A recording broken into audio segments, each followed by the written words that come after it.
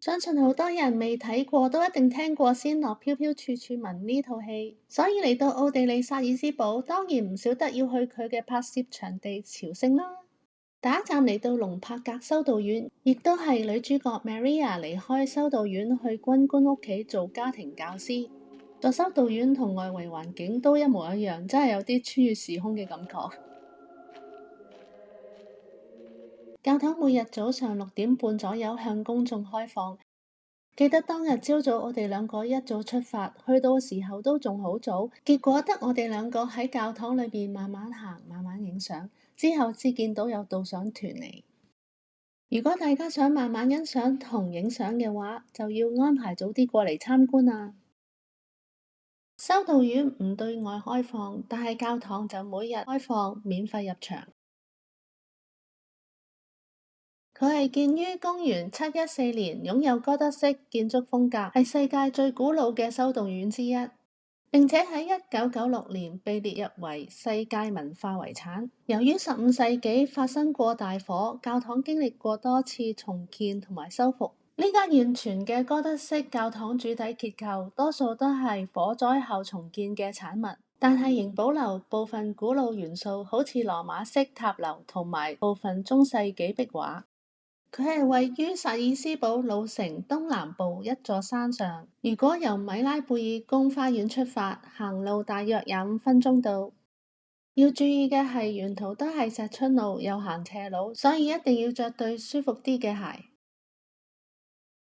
呢個就係修道院教堂望出去嘅風景。雖然當時天氣唔係好好，落起微微雨，但係能夠去到拍攝場景，置身其中，真係有種成就解鎖嘅感覺。喺度同大家一齊重溫一段經典嘅電影片段。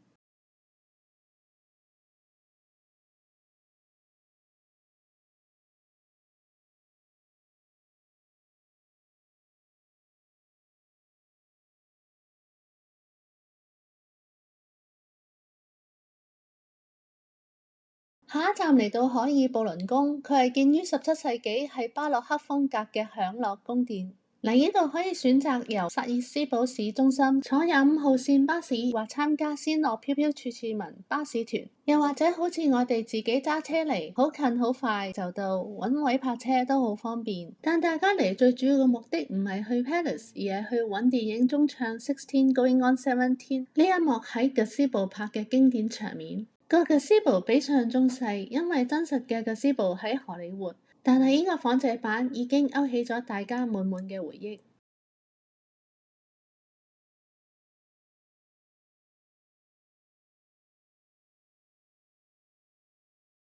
喺戲中飾演大女嘅 Salmin Carr 真係好靚女。喺呢度同大家一齊重溫下呢條片段。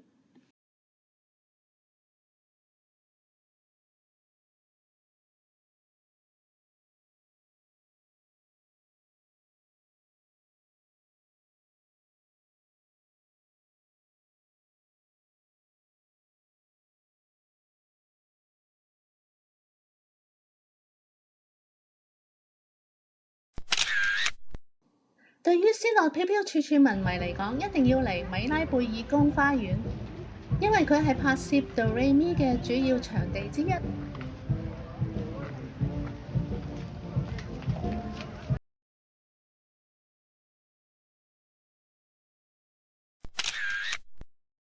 今年係仙樂飄飄處處聞電影60週年紀念。10年前50週年嘅時候，ABC 電視台揾嚟著名記者 Diane Sawyer 訪問電影女主角 Julie Andrews。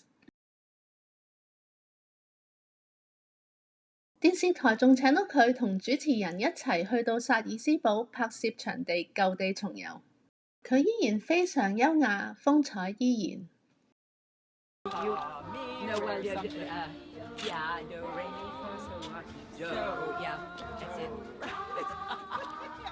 You're no help at all. I'm such a terrible sidekick. All I know is that here it's Joe.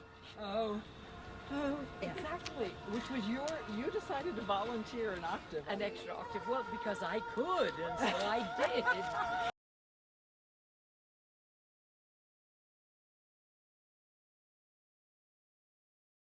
下一站嚟到利奧波特斯科隆城堡，佢係一座18世紀洛可可建築風格嘅宮殿，呢家係一間豪華嘅酒店。呢間酒店嘅外圍係用作電影女軍官屋企外圍嘅拍攝場景。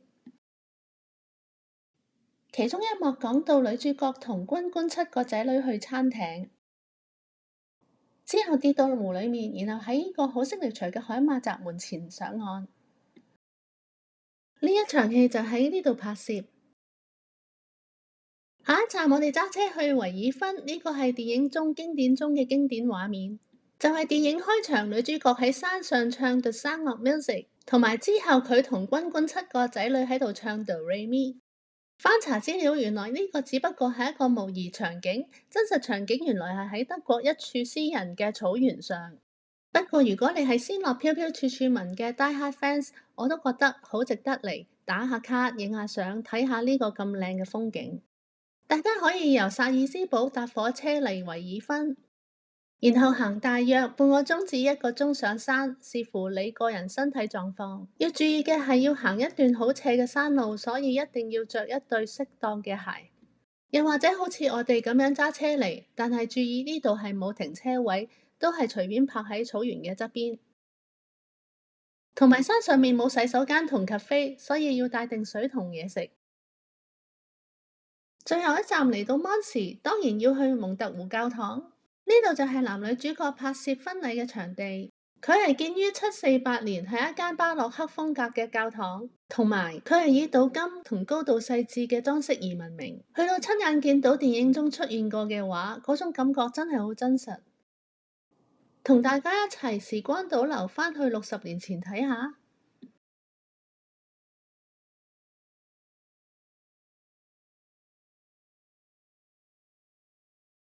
當年 Julie Andrews 受訪嘅時候都有嚟返呢間教堂，睇返都有莫名嘅感動。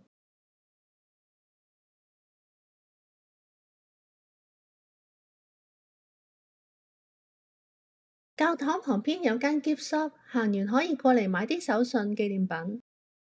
你哋睇過幾多次《仙樂飄飄處處聞》？最鍾意戲中邊首歌呢？